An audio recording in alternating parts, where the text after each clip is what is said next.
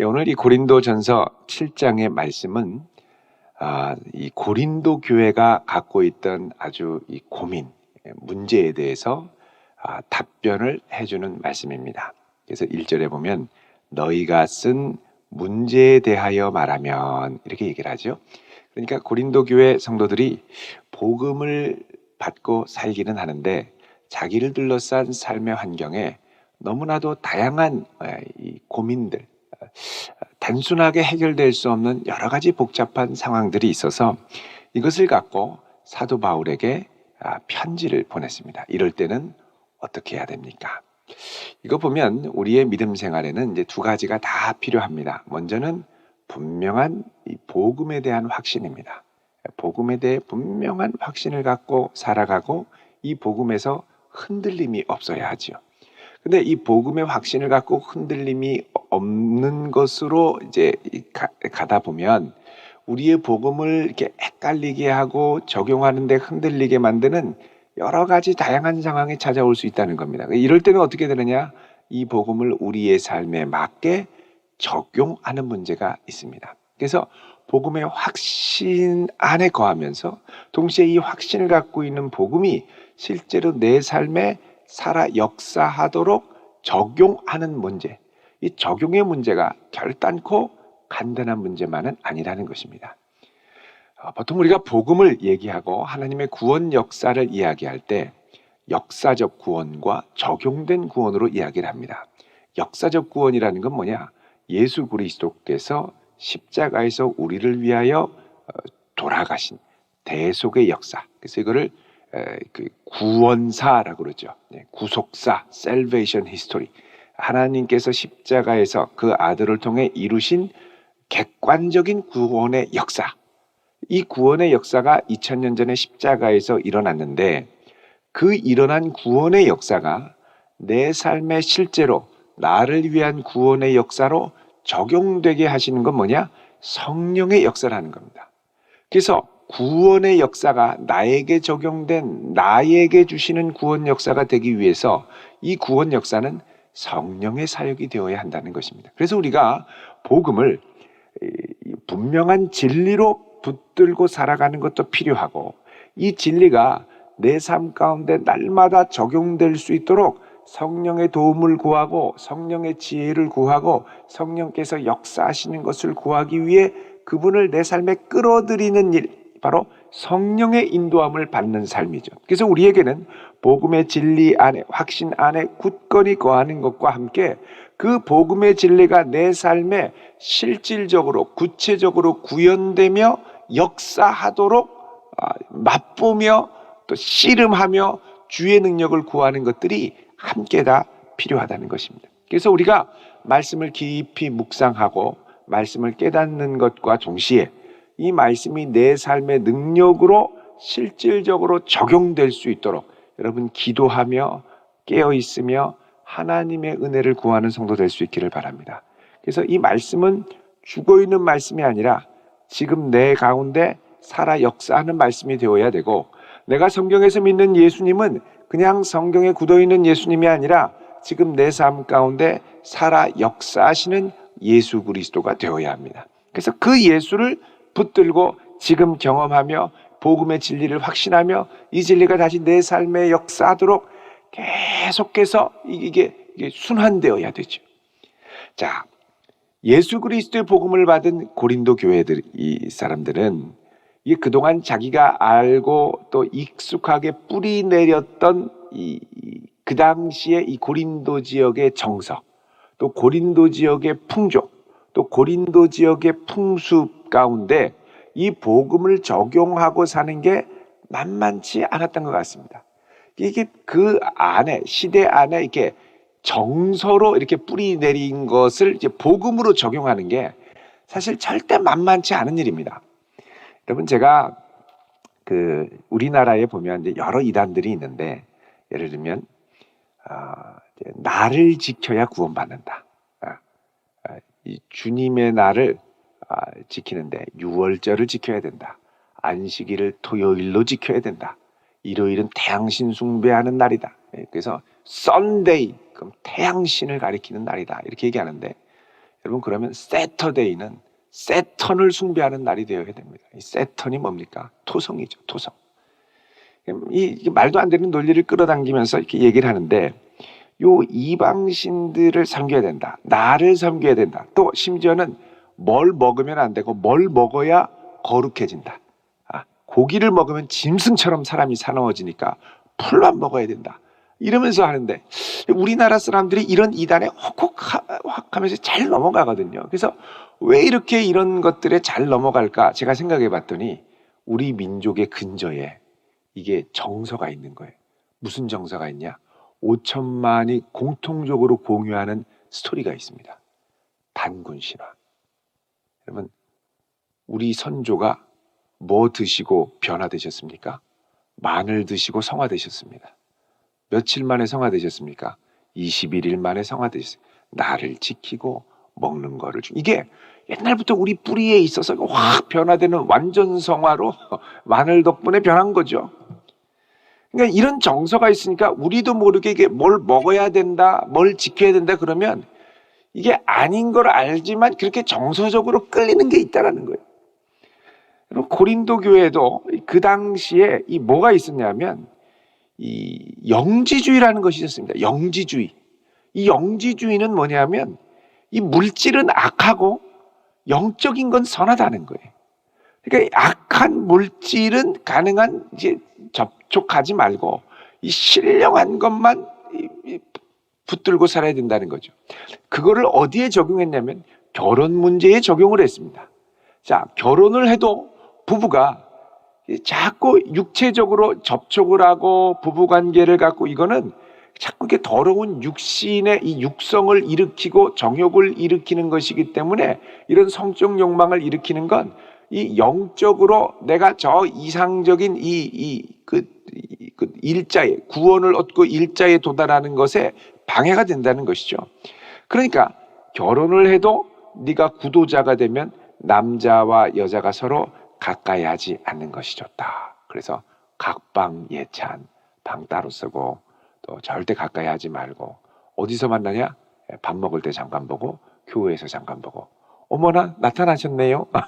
잘 지내셨어요? 이런 사이로 대면대면하게 지내라. 요게 고린도 교회에 이게 조금 믿음 생활을 하려고 하면, 야, 네가 완전히 거룩해지려면 말이야, 이제 좀 완전히 거룩해지려면 내 마음에 이런 흙탕물과 같은 정욕을 일으키는 거는 다 제거해야 돼.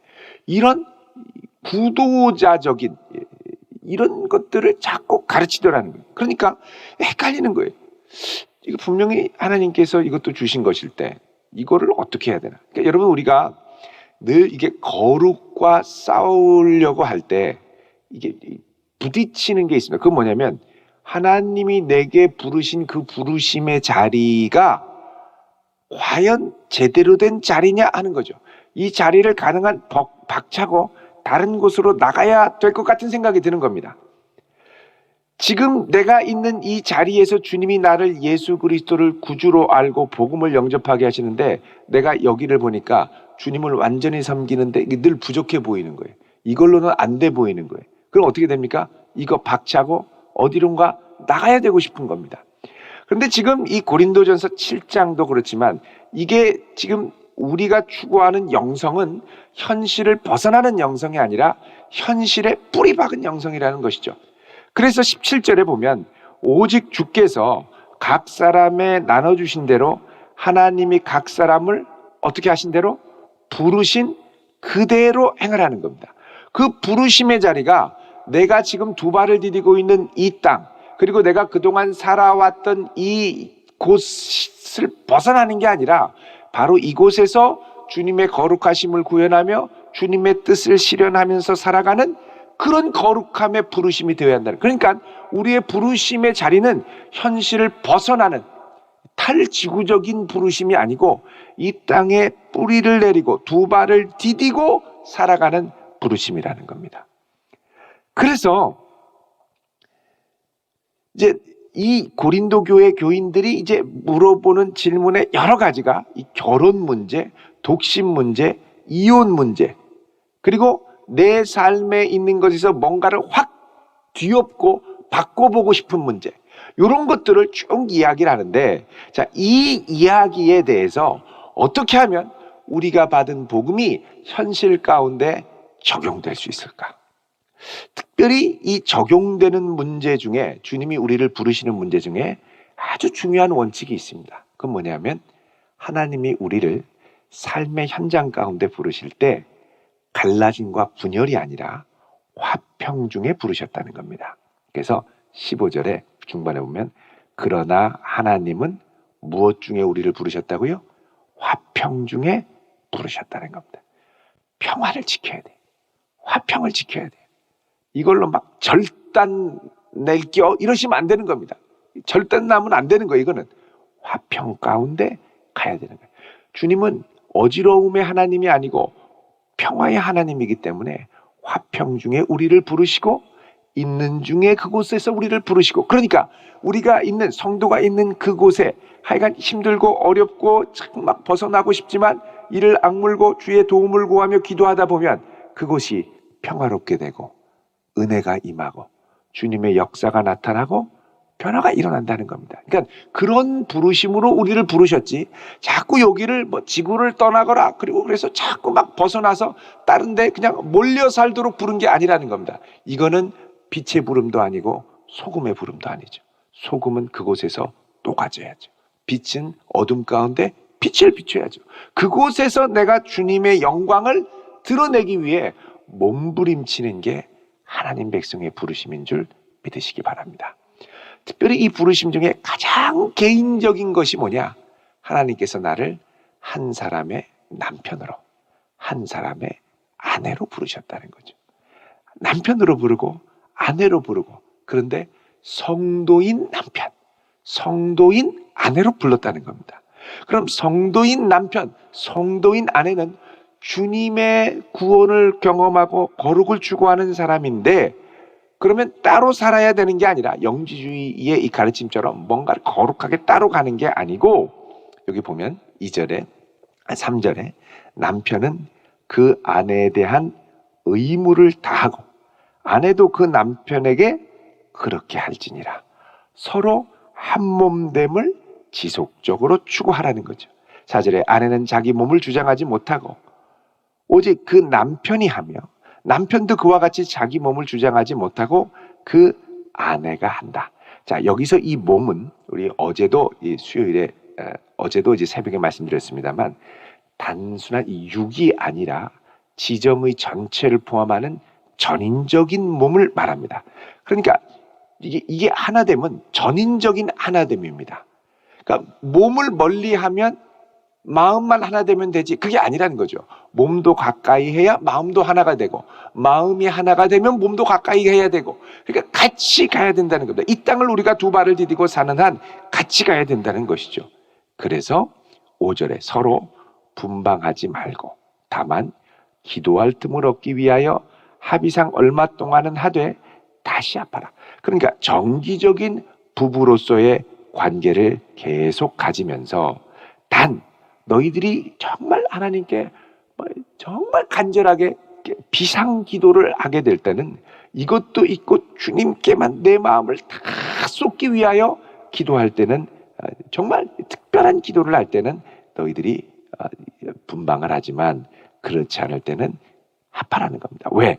너희 몸 안에는 육신의 정욕도 같이 있기 때문에 너희가 절제 못함으로 말미암아 사탄이 너희를 시험하게 한다는 거죠. 이게 음욕의 통로로 시험을 할 수 있다는 겁니다. 그러니까 우리는 이게 균형을 잘 가져야 돼요. 성도의 신앙생활에 있어서 균형, 내게 주신 것들을 균형 있게, 균형 있게 가야 돼요. 균형 있게. 자, 6절에 그러나 내가 이 말을 함은 허락이요. 자, 허락이라는 건 뭐냐? 기도할 틈을 얻기 위하여 당분간 분방하는 것. 우리 따로 있으면 안 됩니까? 기도할 때 자꾸 이 여인이 방해가 됩니다. 그럼 잠깐 허락을 한다는 겁니다. 그러나 명령은 아니다. 무조건 기도할 때 떨어져라, 이게 아니라는 거죠. 그러면서 7절에 사도 바울이 이야기합니다. 나는 모든 사람이 나와 같기를 원하노라. 자, 사도 바울은 그 당시에 홀로 있었습니다. 아마도 아내가 같이 있다가 죽었을 가능성도 있고, 처음부터 독신이었을 가능성도 있겠습니다만 어쨌든 사도 바울은 독신으로 있었습니다. 나와 같기 원하노라. 또 이렇게 한 말은 사도 바울이 갖고 있던 주님이 곧 오신다고 하는 임박한 종말에 대한 의식 때문에 깨어서 이야기를 했던 겁니다. 그래서 나와 같기를 원한다. 그러니까는 중심은 뭐냐? 내가 주님을 향해서 계속 가야 된다는 거죠. 계속. 근데 나를 부르실 때 옆 사람과 함께 부르셨으면, 또 심지어는 믿지 않는 남편, 믿지 않는 아내가 있으면 나 혼자만 주님께로 튀어가는 게 아니라 같이 붙들고 가야 된다는 겁니다. 그래서 10절에 여자는 남편에게서 갈라서지 말고, 그죠? 또 12절에 나오죠. 만일 어떤 형제에게 믿지 않는 아내가 있어 남편과 함께 살기를 좋아하거든 버려요? 버리지 말아요? 버리지 말고. 믿지 않는 남편, 아내로 말미암아 14절에 보면 거룩하게 되고, 믿지 않는 아내, 남편으로 말미암아 거룩하게 된다는 겁니다. 저희 교회도 보면 이런 역사들이 있습니다. 아내가 믿지 않는데 남편이 열심히 믿어요. 드문 경우죠. 근데 같이 교회 가자 그러니까 어쩔 수 없이 쫄래쫄래 따라와요. 따라왔는데 이렇게 6개월, 1년 지나면 아내가 거룩한 성도로 바뀝니다. 또 반대도 있죠. 남편이 안 믿고 막 있다가 아내 덕분에 왔다가 조금 시간은 걸리지만 거룩하게 변해요. 그래서 이게 다 서로 상호작용이 있죠. 여러분, 이제 당신 예수 믿고 이제 구원받았으니 됐다. 나는 내 할 일 다 했다. 그리고 다음날 바로 이혼. 이러면 안 된다는 겁니다. 구원은 뭐냐? 그리스도 안에 지속적으로 거할 수 있도록 도와주는 거예요. 계속 거하게 해줘야죠. 그리고 천국 갈 때까지. 이게 뭐냐? 우리가 부르신 부르심의 현장. 그리고 화평의 부르심을 감당한다는 겁니다. 특별히 이 16절, 17절에 보면 이것을 통해서 뭘 하냐면 구원으로 가게 되는데, 아내 된 자여 내가 남편을 구원할지 어찌 알 수 있으며 남편 된 자여 내가 내 아내를 구원할지 어찌 알 수 있으리요.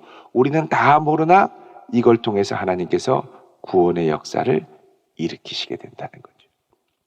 그래서 중요한 건 17절에 하나님이 각 사람을 부르신 그대로, 특별히 여기 보면 할례자로서의 부르심, 무할례자, 이방인으로서의 부르심, 유대인으로 불렀든지 이방인으로 불렀든지 아무것도 아니고, 20절에 각 사람은 부르심 받은 그 부르심 어떻게? 그대로 지내라. 그러니까 여러분, 우리가 예수 그리스도를 믿고 살아갈 때 주님 여기를 벗어나게 해주세요. 여기 도망가게 해주세요. 폭삭 망하게 해주세요. 자꾸 그런 기도할 게 아니고, 주님 저를 이곳으로 부르셨으니 이곳에서 주님이 일으키실 거룩의 역사, 평화의 역사, 변화의 역사, 구원의 역사를 맛보게 하여 주십시오. 여러분, 이렇게 기도할 수 있기를 바랍니다. 이게 때로는 시간이 길게 걸릴 수도 있죠. 그러나 그 세월을 주님을 신뢰하며 인내하며 묵묵히 싸워 나아가는 성도들에게는 하늘에 큰 상급이 있게 될 줄로 믿습니다. 우리의 부르심을 확인하고 그 부르심을 충실하게 따라갈 수 있는 복된 성도 되시기를 주님의 이름으로 축원드립니다. 기도하겠습니다. 거룩하신 아버지 하나님,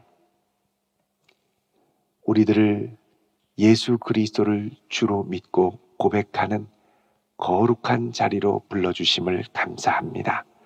그러나 우리를 둘러싼 환경이 때로 만만치 않음을 느낍니다. 거칠고 힘들고 차라리 벗어나고 싶고, 그러나 주님이 모든 어려움과 갈등 가운데서 주님이 우리를 평화 중에 부르시고 있는 부르심 그 자리에서 주의 사명을 감당하도록 하셨사오니 주 있는 그곳에 잘 뿌리내리고 현실에 뿌리내려 하나님의 구원의 역사가 우리의 삶의 강물과 같이 이루어질 수 있는 귀한 은혜를 맛보게 하여 주옵소서. 오늘 이 아침 주 앞에 드리는 감사의 예물을 기쁘게 받으시고 하나님 간절한 소원과 기도의 제목 응답하여 주옵소서. 감사드리며 예수 그리스도의 이름으로 기도하옵나이다. 아멘.